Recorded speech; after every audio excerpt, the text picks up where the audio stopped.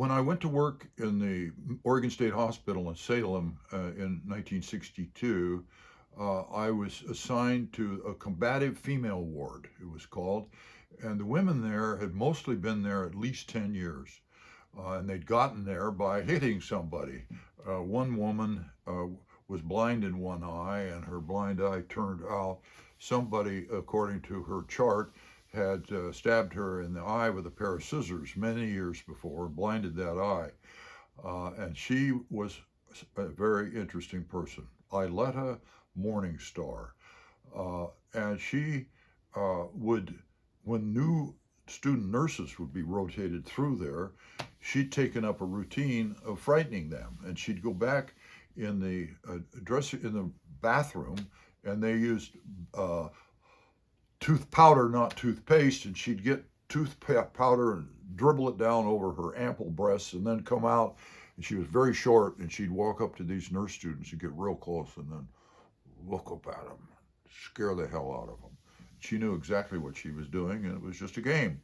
She never was hitting anybody while I was there. She was very sweet. But I took her one day to the canteen, and many of those women hadn't been out of the ward in years, even onto the grounds or anything, except they walked down every day to the kitchen and peeled potatoes, and they had a regular job there. And I think they kind of visited with each other while they peeled the potatoes. They were really fairly normal in many ways, but thorazine and compazine and stelazine had changed their lives. They had taken them from being quite violent and having to be restrained and strapped down much of the day to being quite calm people.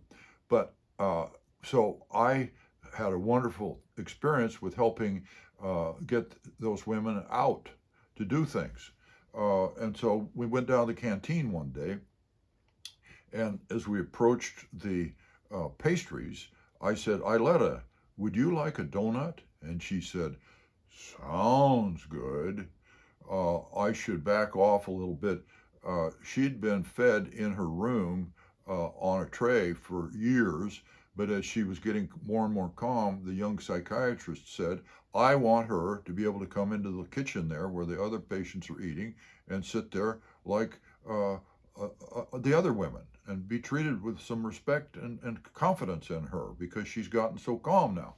Well, the head nurse there was horrified by this, but we did it. And I was there the day that she made her first trip to sit in the dining area for years.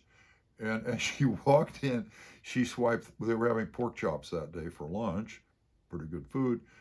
She swiped 3 pork chops between the door and her seat that she took toward the back of the dining area. Ileta loved to eat, and she seemed like 3 bites and the pork chop was gone. I never knew what the hell happened to the bones. But at any rate, when I asked her if she'd like a donut, she said, sounds good.